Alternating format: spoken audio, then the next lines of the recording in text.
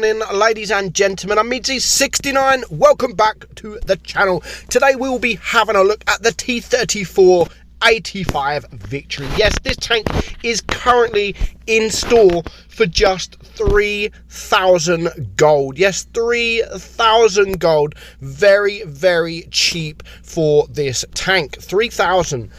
Or you can buy it with the IS-2 Berlin for 6,000 gold, which for both of these tanks are a very, very good price. Now, none of you, hardly any of you, will remember the time of the T3485 Victory. It was an old tank. It's a very old tank. In fact, one of the oldest in the game. Not quite the oldest, but it is. It's up there. Now, this tank is a classic example of how premium tanks used to be in this game. It was not OP, it was not overpowered whatsoever, and in fact it is literally like the T3485 in the tech tree, but just a premium version of that, which makes credits. Now, back in the day, premium tanks wasn't overpowered. There was none. There was no overpowered premium tanks. And if you would have watched Droodles' video about why people keep playing the game, or why people are still playing the game, he mentions this, and he 100% is correct.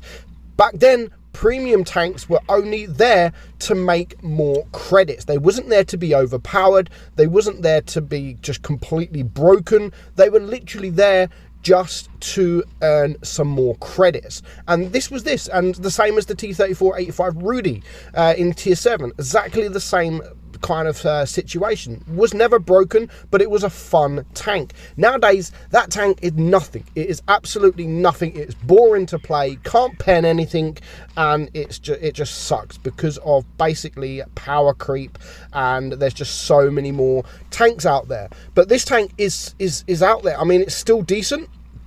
Luckily for tier 6, there hasn't been too many overpowered premium tanks in tier 6, so you can still perform really, really well in this tank, unlike tier 7. Of course, in tier 7 you will struggle a little bit more. Now, the camouflage is not a legendary camouflage. It's just basically on the tank, so you can't change it. Looks really, really good. I love the way it looks.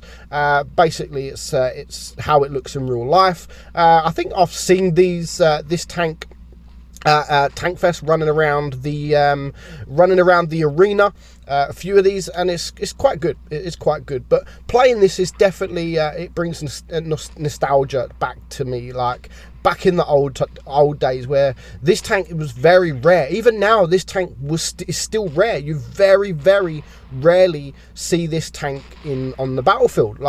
But now Wargaming have bring it back for just 3,000 gold. If you're new to the game and have never had this tank or never had the opportunity to have this tank, now's your time, because for 3,000 gold, that is pretty cheap. Or for 6,000 gold for 2 tanks is pretty goddamn cheap. But as I said, there's nothing special about the tank, so don't go out there and think, you know what, I'm getting a broken tank, because it isn't like that. And I wish that this was still the case for premium tanks. Of course, we all buy the premium tanks. We all love the premium tanks that come out there, especially if you buy an overpowered one, or if you get one in your first crate. That's a sort of a tier 10. It wasn't like that back in the day. We didn't have crates. Wargaming just sold them. They just sold them for gold, or they sold them for money. And when they did sell them for money, they wasn't as expensive, especially for these lower tier ones. I mean, saying that, they were probably like at £10, £12, €12, something like that.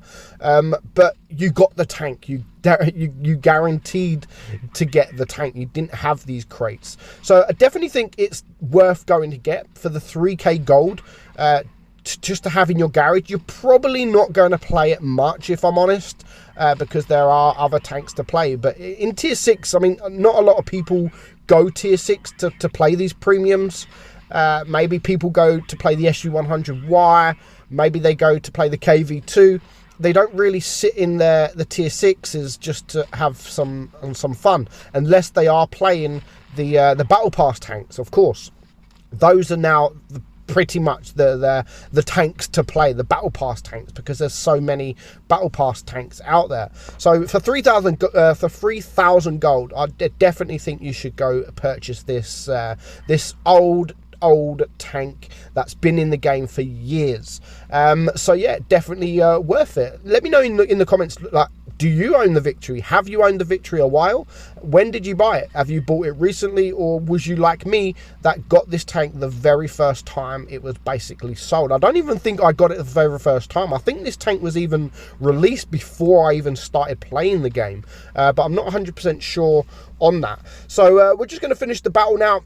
We've done pretty decent so far. I mean, we've lost a lot of hit points dealing with those medium tanks and the light tanks. We do have 2 cap points, so we are winning on supremacy points, and we have now taken care of the SU-152. But it's not over yet. As you can see, I'm a one-shot. The Tiger up there is a one-shot. So we still got a lot of work to do. But I do get a shot onto that Churchill, and I think the SU, or the ISU, is going to take him out, and it now just leaves the 2 kills. So we've got 3 kills. We've got 1,700 damage. We haven't, I mean, you're not going to get, it's not one of those tanks that you're going to get a massive amount of damage, and it's one of those tanks that you're not going to bounce too much, but you can still bounce. As you can see here, we've managed to bounce 850 block damage so far, so it can still bounce, but not really reliably.